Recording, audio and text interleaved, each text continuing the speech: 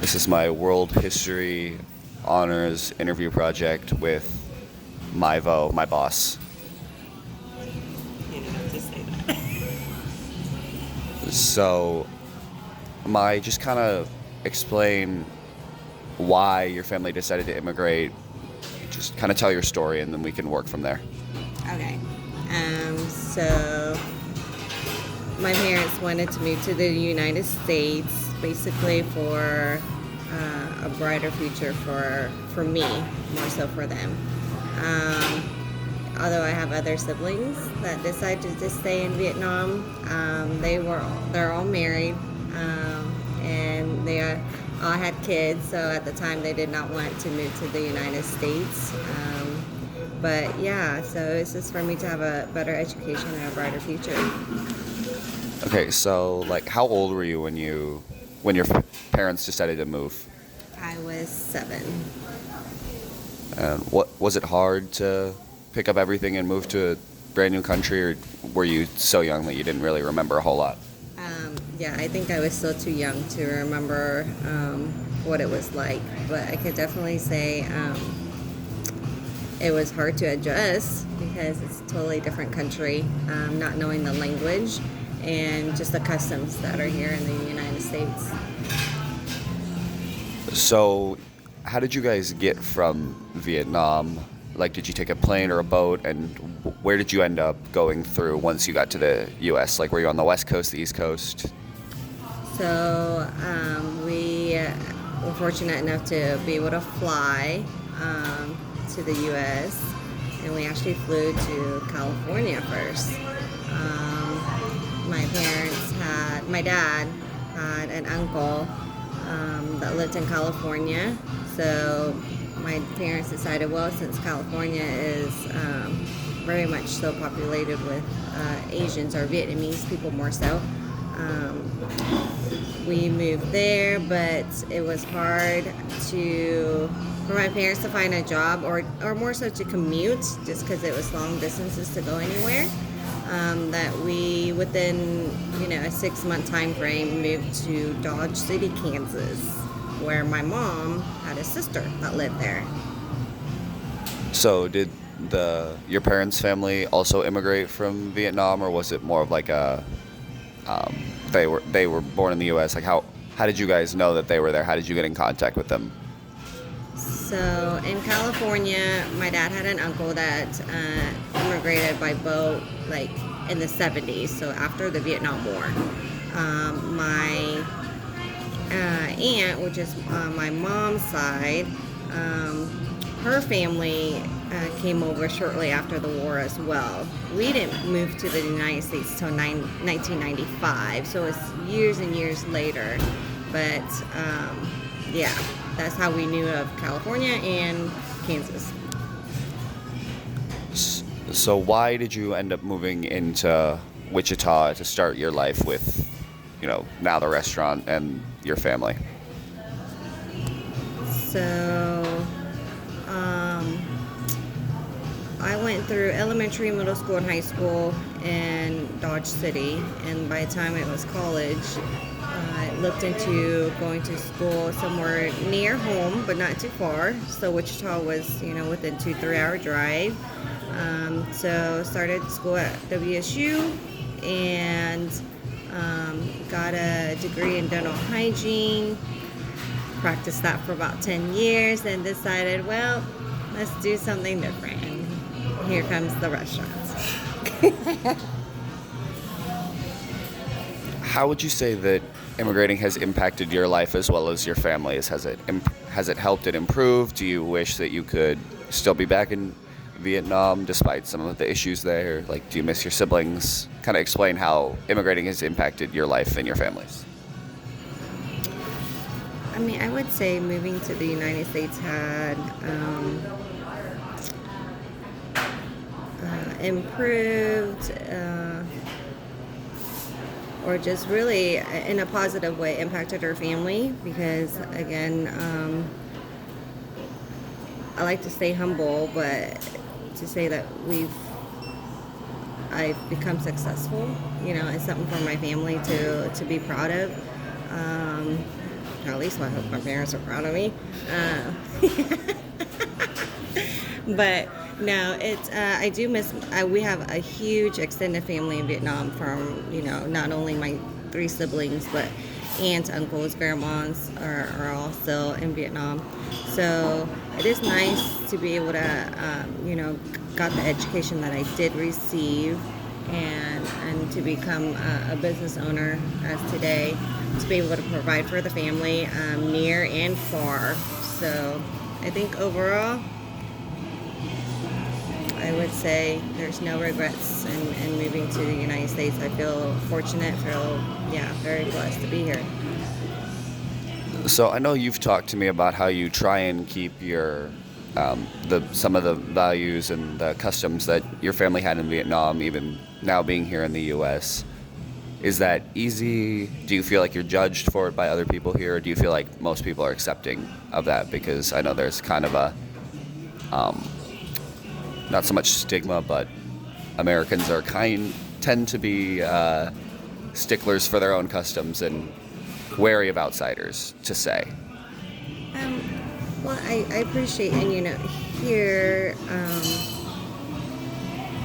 it's a multicultural country, and it's so diverse that I don't ever, maybe initially when I first moved to the United States, being young and not knowing the difference, I felt like maybe I was being judged. But as I've gotten older, I feel like people are very accepting, and if anything, they want to embrace new cultures and new customs, and want to learn the difference between how we celebrate, Thanksgiving, Christmas, or any kind of holiday or anything like that.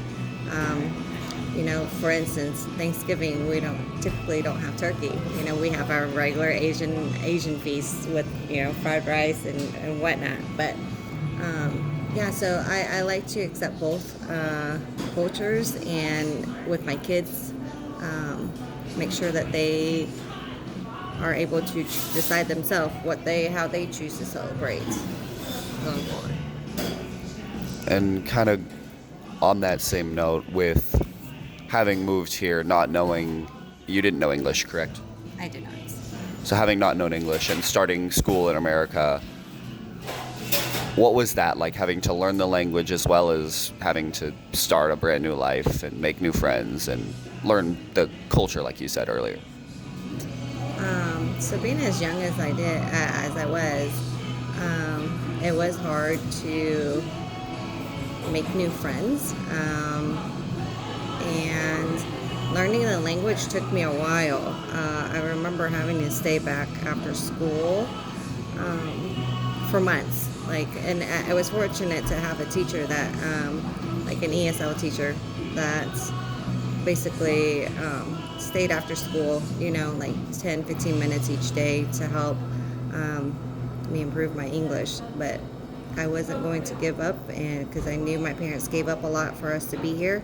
So did what I could to learn the language real fast, and before you knew it, I was translating for them, and then just opened up made new friends, and yeah. And I know that citizenship is a long process, as we've learned in history class multiple times. I know that that's a long process for a lot of people to obtain. How long did it take for you to obtain your citizenship, and how long did it take for your parents to? So it was always I would say more my dad's goal for us to make sure we got our U.S. citizenship. Obviously, it took him a while to learn the language too. He's not super fluent in it at the moment, but he did study the test to get his citizenship, and that probably took him months to study. But it was right when I was a junior in high school that he took his citizenship test, and since I was under the age of 18, I basically got the citizenship at the same time as he. And then my mom, it took her an additional, how many years here? I think like another 5, 7 years. I can't remember exactly, but she studied the test and she was able to take it in Vietnamese.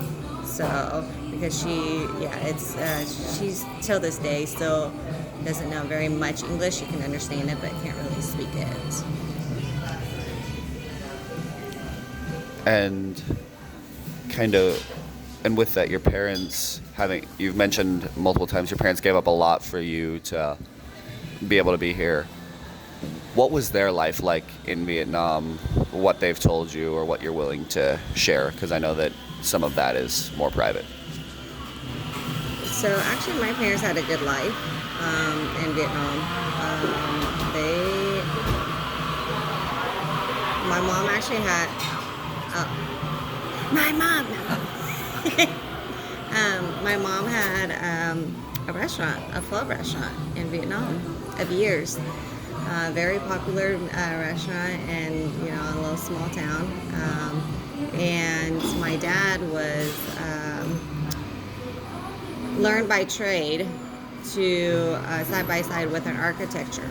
So he was actually building houses and going around. He built a really big, one of his biggest projects was building a Catholic church in one of the communities before moving to the United States. And so after both of your parents moved, were they able to continue their careers that they had over in Vietnam, or did they have to sort of transition and learn a new kind of career? So with my mom, unfortunately, she didn't continue her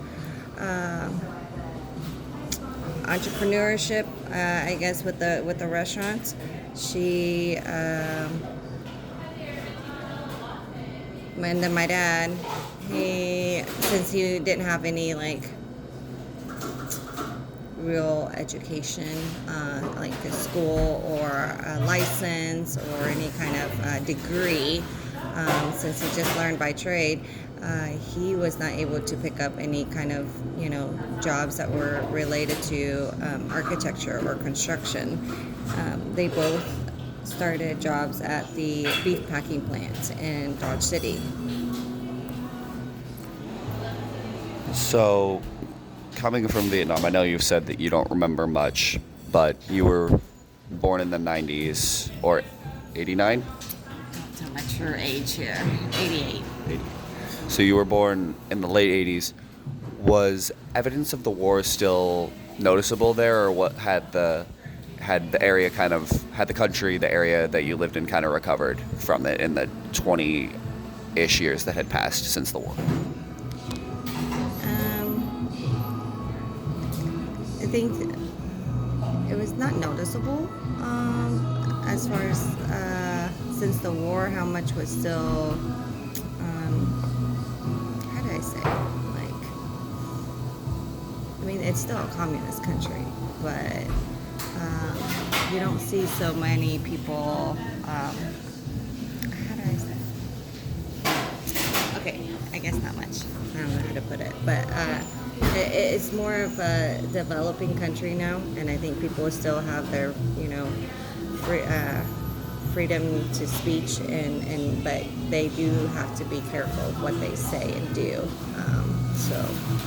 But not much that I can notice. And so are there a lot of values held similar in Vietnam to those in America? Like you mentioned, freedom of speech, even though it being a communist country.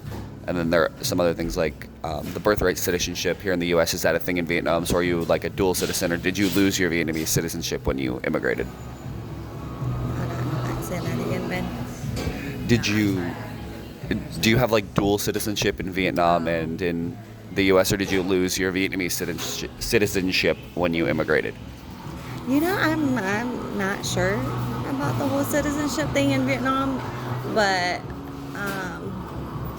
when we do travel there, like to visit family, there is paperwork that my parents have to fill out that I'm unaware of what all that is. But to visit is fine, but I don't think I would ever move back. And kind of just as a question that I forgot / a wrap up question.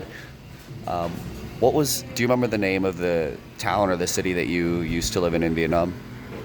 Yeah, it was Saigon. Well, we call it Saigon, but because we're the Southerners, but now it's Ho Chi Minh City. So. All right. And that's 15 minutes. I did my job, Mr. Ebright.